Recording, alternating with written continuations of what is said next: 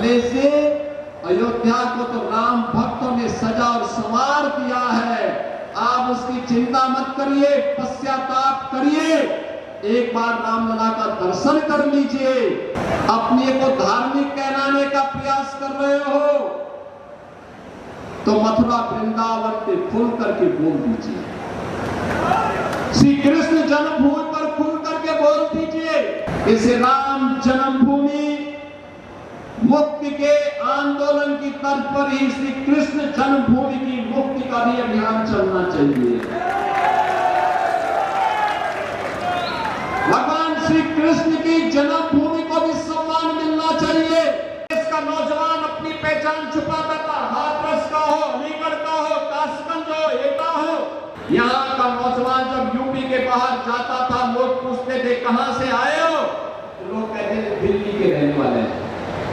अपनी पहचान दिल्ली से देते थे, हाथरस से नहीं देते थे, एटा से नहीं देते थे, क्योंकि पिछली सरकारों ने इतनी बदनामी बोल देनी थी।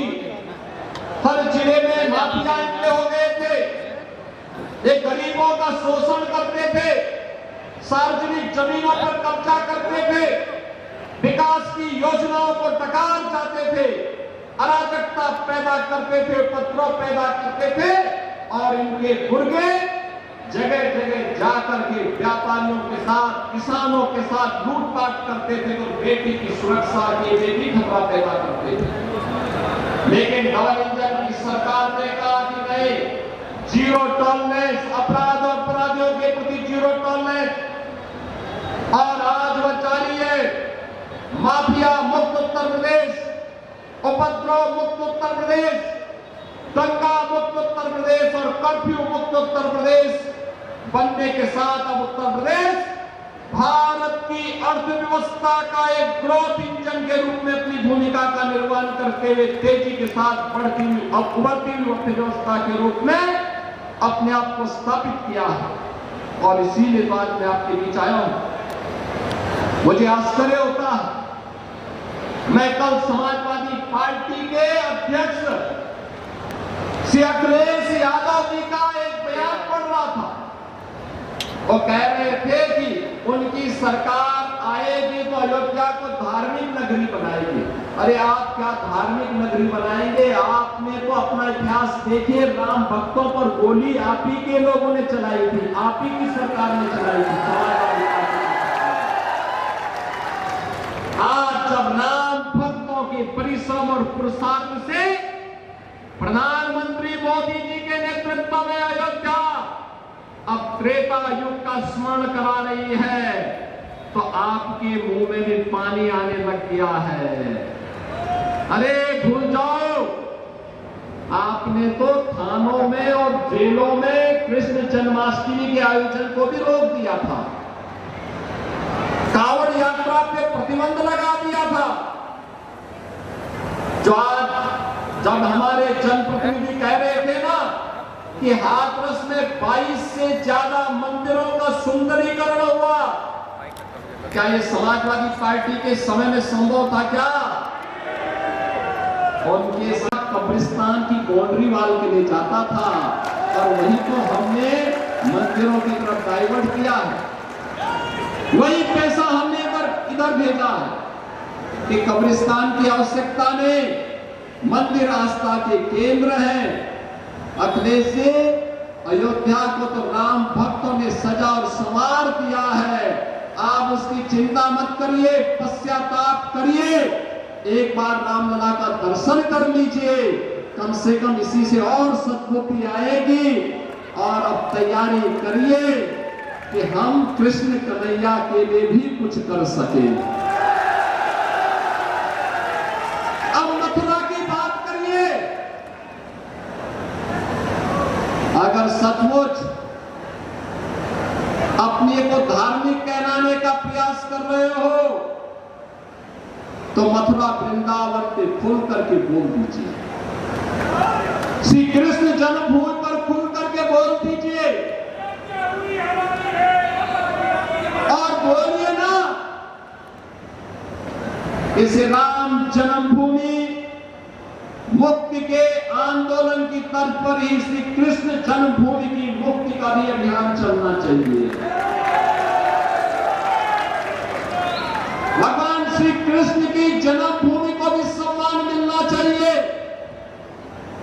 हमारी सरकार और श्रद्धालुओं को बुनियादी सुविधाएं उपलब्ध करवाने का कार्य कर रही है।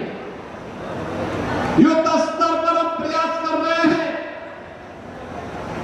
लेकिन आप में हिम्मत नहीं, क्योंकि आप तो और मौलवियों के सामने घुटने टेकने के सिवाय आपके पास कोई ऐसा एजेंडा नहीं जो प्रदेश के विकास के लिए हो, अयोध्या, मथुरा या काशी के उत्थान के लिए हो, उनकी पहचान को, पौराणिक पहचान को बनाए रखने के लिए हो। ये धूल झोंकने का काम मत करो। एक खिसियानी बिल्ली खंबा नोचे वाली कहावत को चरितार्थ मत करो। अयोध्या अपनी पहचान के लिए आप पर मोहताज नहीं है। अयोध्या की अपनी पहचान है और अयोध्या ने अपनी पहचान को दुनिया के अंदर फिर से बनाया हुआ है।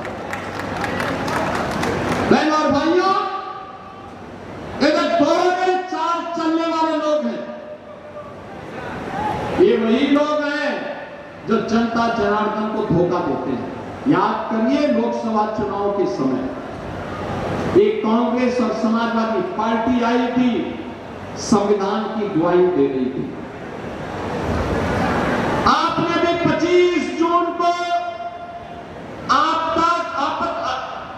आपातकाल दिवस मनाया, संविधान हत्या दिवस का आयोजन किया होगा अपने अपने जनपदों में। 25 जून 1975 भारत के संविधान का गला दबाने का काम, बाबा साहब भीमराव अंबेडकर के द्वारा बनाए गए संविधान के अपमान करने का काम अगर किसी ने किया था तो कांग्रेस ने किया था। और कांग्रेस के उस पाप में आज समाजवादी पार्टी जबरदस्ती उनके साथ मिलकर के उस पाप में भागीदार बन रही है। ये तो कांग्रेस ने पाप किया था। उस समय देश के सभी विपक्षी दलों को कांग्रेस की सरकारों ने बंद कर दिया था, चाहे वह जयप्रकाश नारायण जी रहे हो, चाहे वो राजनारायण जी रहे हो, सरदार अटल बिहारी वाजपेयी जी,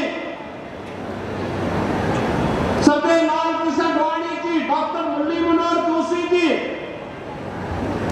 जितने वरिष्ठ नेता थे उनमें मुलायम सिंह यादव जी भी थे, श्री लालू प्रसाद यादव जी भी थे, कल्याण सिंह जी भी थे।